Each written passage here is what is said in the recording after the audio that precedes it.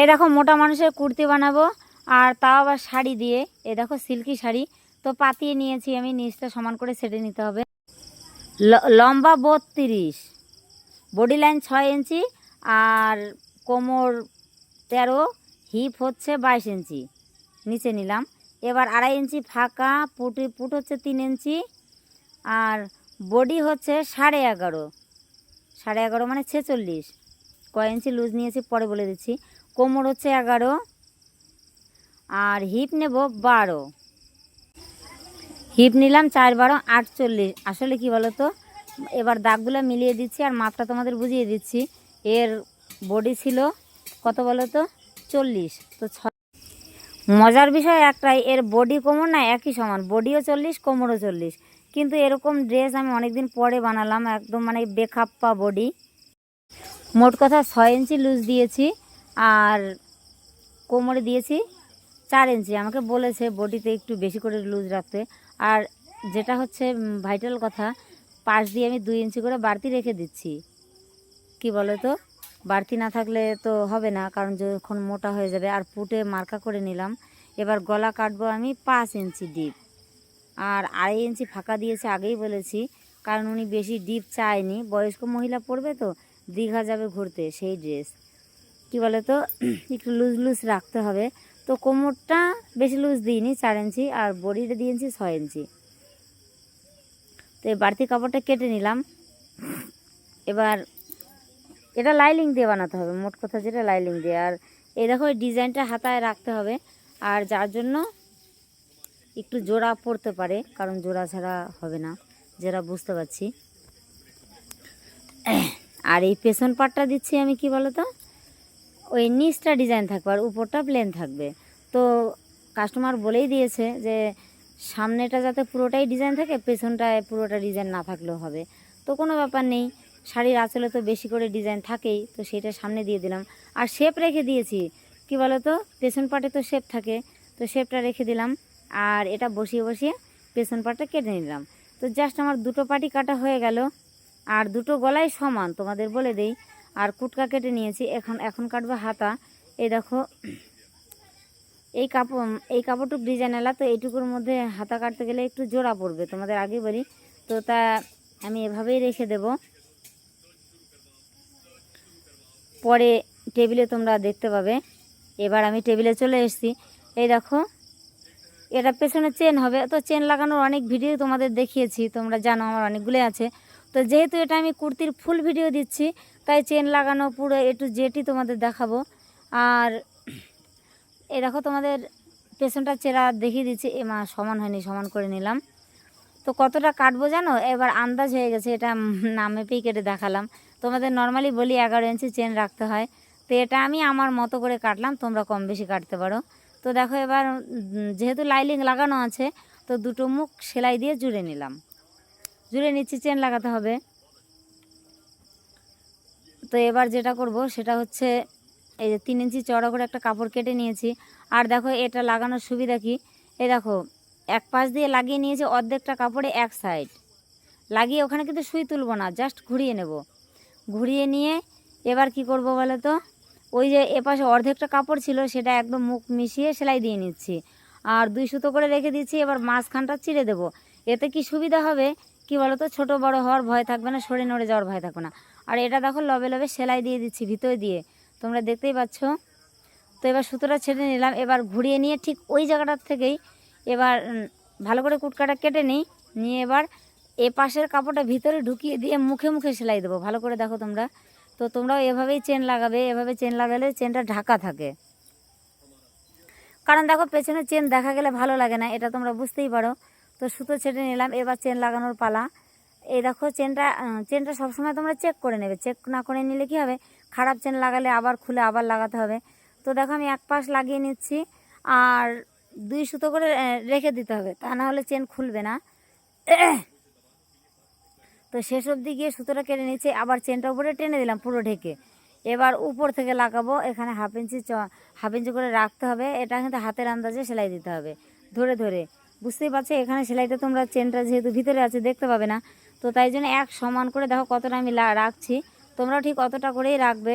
এবার নিচে চলে গেলাম, নিচে গিয়ে এবার গিট দিয়ে দেবো, গিট দিয়ে দিলাম। তো হয়ে গেছে, অলরেডি আমার চেন লাগানো হয়ে গেছে। এবার কি করব, চেনটা খুলে দিলাম, খুলে দিয়ে বাড়তি চেন এইবার লাগাবো গলা। তো পেছন গলাটা লাগানোর জন্য আমি লাইলিং নিচ্ছি, কারণ সিল্কি কাপড়ে নেওয়া যাবে না। আর 1 ইঞ্চি বাড়তি রাখবো, বাড়তি রাখতে হবে, 2 মাথায় সেলাই করতে হবে হেম করার জন্য। তো এবার বসিয়ে আমি কেটে নিচ্ছি, এবার কেটে বেরিয়ে গেলাম। এবার 2 ইঞ্চি চওড়া করে আমি রেখে দিচ্ছি, আর পাশ দিয়ে সেলাই দিয়ে নেব আগেই, পরে সেলাই দেওয়া যাবে না, পরে সেলাই দিতে গেলে অসুবিধা হবে। তো জাস্ট ঘুরিয়ে ঘুরিয়ে সেলাই দিয়ে নিচ্ছি, কারণ টানা যাবে না, টানতে গেলে গলাটা বলে যাবে। তো সুতো কেটে নিয়েছি, এইবার গলাটা লাগাবো। উপরে বসিয়ে নিয়েছি, নিচে চুড়িদারের নিচটা দিয়ে দিয়েছি, আর ঘুরিয়ে নিতে হবে, কারণ এটা টানা যাবে না, টানলে গলাটা বাঁকা একদম টান টান হয়ে যাবে, আর গোল গোল থাকবে না। আর মাঝখানে 1 ইঞ্চি ফাঁকা রেখেছি, কারণ কি হেম করার জন্য দুটো মুখ মারতে হবে। তো সেমভাবে এ পাশেও বসিয়ে নিচ্ছি আর ঘুরিয়ে ঘুরিয়ে নিচ্ছি, কারণ সুইটা তোলা যাবে না, সুই বসানোই থাকবে। জাস্ট এবার বেরিয়ে গেলাম। এবার কুটকা কাটতে হবে। তো চিকচিক করে কুটকা কেটে দিচ্ছি, মাঝখানে কিন্তু এখনও চিড়িনি। এবার চেনটা আটকে দেখে নিলাম সমান আছে কিনা, সমান না থাকলে পরে সমান করে নিতে হবে, এখনই সমান করে নিতে হবে, পরে সমান করতে গেলে হেমের সময় মানে এঁকে বেঁকে যাবে। তো দেখে নিলাম আমার সমানই আছে। তো সমান দেখে এবার আমি চাপ সেলাই দিয়ে দিচ্ছি। তো চাপ সেলাই দেওয়া হয়ে গেল। এবার সুতোটা কেটে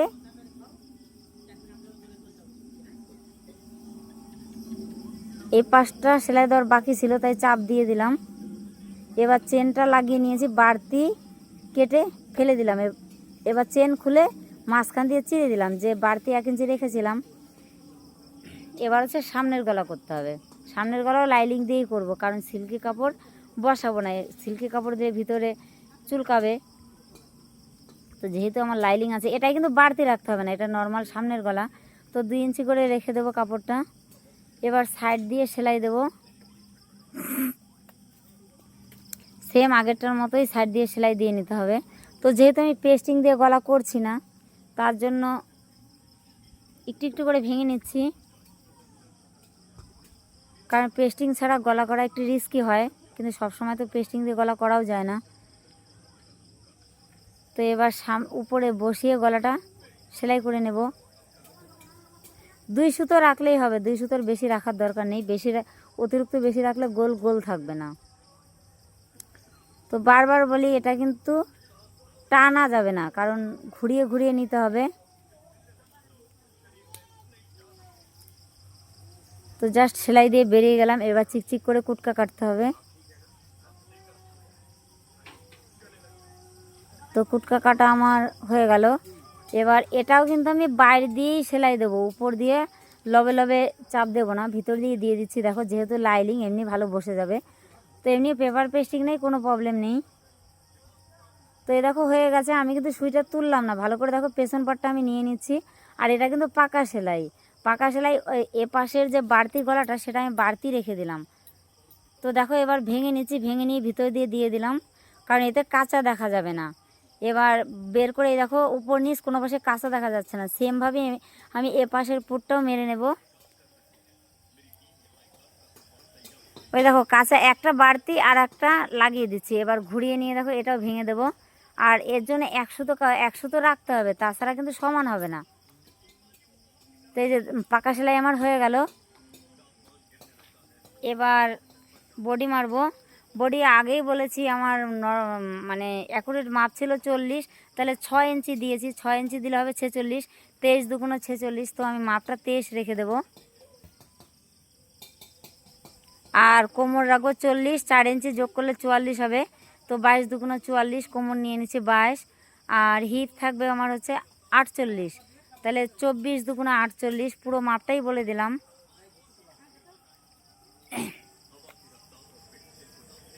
তো হিপের মধ্যেও আমি 5 ইঞ্চি লুজ দিয়েছি, কারণ উনি একটু ঢিলে ঢালা পরতে পছন্দ করে। তো ঠিক এভাবেই। তো বডি তোমাদের আগেই বলে দিয়েছি 23। তো 23 পয়েন্ট, কারণ মাপটা আমি দুবার তোমাদের বোঝার জন্য আমি দেখিয়ে দিচ্ছি, তা না হলে একবার পয়েন্ট করে আমি নিতে পারতাম।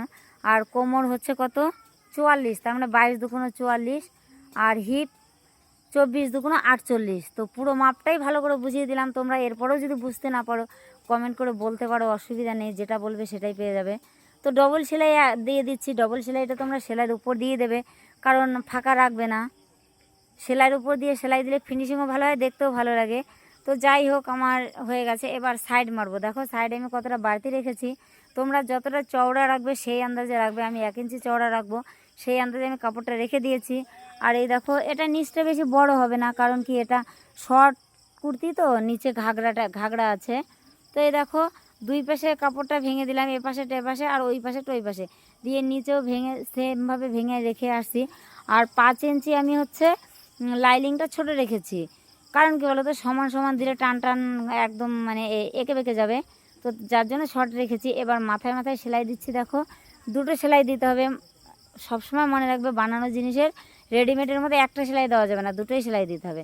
তো যাই হোক, এ পাশ হয়ে গেল। সেমভাবে আমি এ পাশটাও ভেঙে নেব। আর দেখো, অনেকে অনেকভাবেই ভাঙে, তো আমার ভাঙাটা দুপাশে দিয়ে দিই, তার মানে দুপাশে চিড়ে দিলে কি, দুপাশে চিড়ে দিলে সুবিধা থাকে, কাপড়টা আমার এক্সট্রা থেকে যায়, পরে আমি চাইলেও একটুখানি বাড়িয়ে দিতে পারবো। আর যদি আমি সেই একদম কেটে দিই, তাহলে তো আর বাড়িয়ে দিতে পারবো না। তো যার জন্য আমি দুপাশে ভেঙে রেখে দিচ্ছি।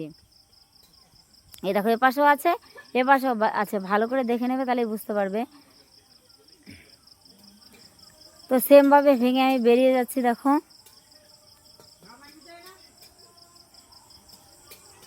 তো এবার এই দেখো, আবার মাথায় মাথায় সেলাই দিয়ে দিচ্ছি।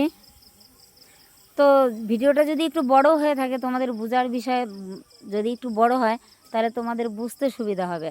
যত শর্টকাট মারবো তোমাদের বুঝতে কষ্ট হবে। তো যাই হোক, আমার হয়ে গেছে। আমি নিচটা এবার সমানভাবে দিয়ে ভাঁজ দিয়ে নিচ্ছি। এর নিচেও আমি 1 ইঞ্চি রাখবো। দেখো, নিচ ভেঙে ভেঙে দেবো এবার।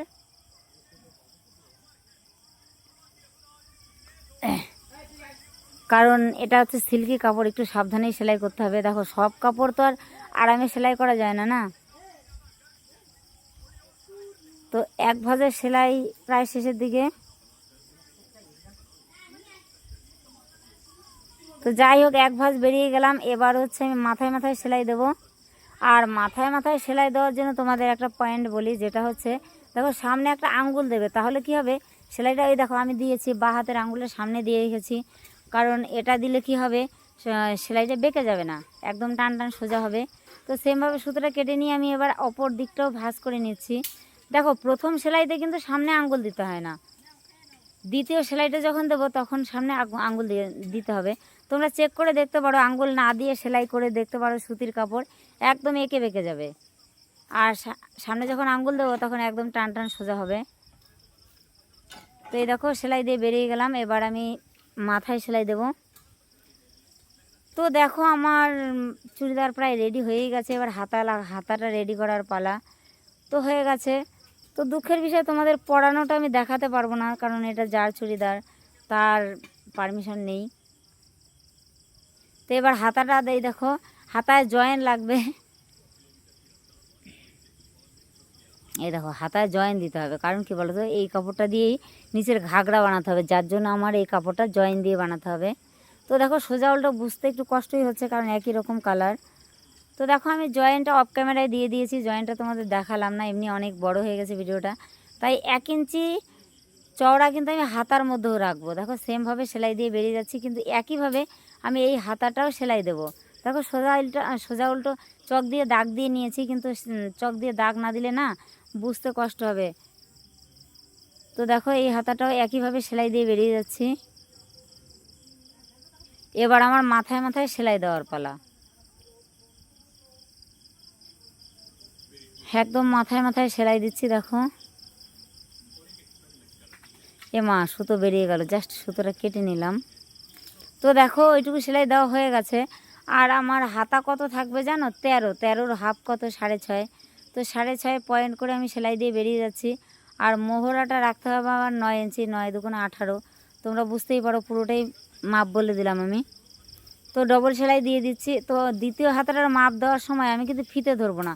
তোমাদের বারবার বলি, দ্বিতীয় হাতার মাপ দেওয়ার সময় ফিতা ধরবে না, কারণ ওই হাতার মাপে হাতা রাখবে। যতই তোমরা নিখুঁত করে ফিতার মাপ দাও, কিন্তু 1 সুতো সরলেও সরবে। যখন আমি হাতা দিয়ে মাপবো তখন কিন্তু 1 ফোঁটাও সরবে না। তো যাই হোক, আমার 2টো হাতায় সেলাই হয়ে গেছে। তো দেখো, এই শেপটা আমি আগে দিইনি, এখন শেপ দেবো, হালকা শেপ দিচ্ছি আমি। আর একটু যেহেতু জয়েন দেওয়া হাতা, এবড়ো থেবড়ো ছিল, সমান করে কেটে নিলাম। এবার দেখো, আমি বডিতেও কিন্তু আগে নর্মাল শেপ দেওয়া ছিল, শেপ পুরো তো হালকা আর একটু শেপ দিয়ে নিলাম। এবার হাতের মধ্যে ঢুকিয়ে নিয়েছি দেখো, আর হাতাটায় আমি এই 1/2 ইঞ্চির কম কম শেপ দিয়ে নিলাম। এবার হাতার মূল পয়েন্টে পয়েন্ট করে নিলাম। এবার আমি দেখো একটা হাতা লাগিয়ে নিচ্ছি। আর তোমরা সবসময় মনে রাখবে যে যে পাশটায় শেপ দেওয়া থাকে সেই পাশটা কিন্তু হাতার সামনে থাকে, পেছনে দিলে কিন্তু পেছনে টান ধরবে। বারবার বলি কখনোই শেপ পেছনে দেবে না, শেপটা সামনে দেবে। তো যাই হোক, আমার একটা হাতায় দেখো ডবল সেলাই দিয়ে দিচ্ছি, কিন্তু হাতায় কখনো সিঙ্গেল সেলাই দেবে না। তো ডবল সেলাই দিয়ে দেখো আমার একটা হাতা লাগানো হয়েই গেছে প্রায়।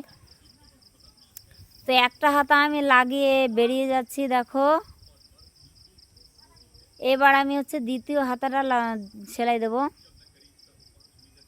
তো সরি, ডবল সেলাই দিচ্ছি, তোমাদের বলছি হয়ে গেছে কিন্তু এখনও হয়নি।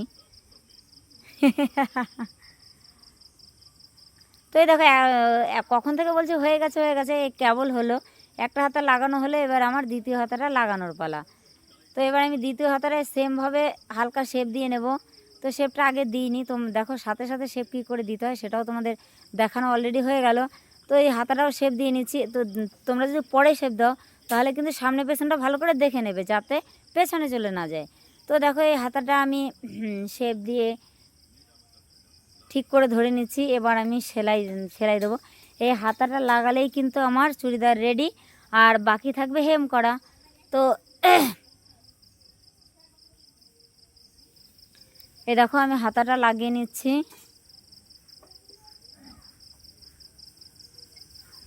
এই দেখো এটা কিন্তু ডবল সেলাই দেবো, বারবার বলছি। আর হাতার মধ্যে আমি না লাইলিং দিইনি, যেটা বাস্তব কথা।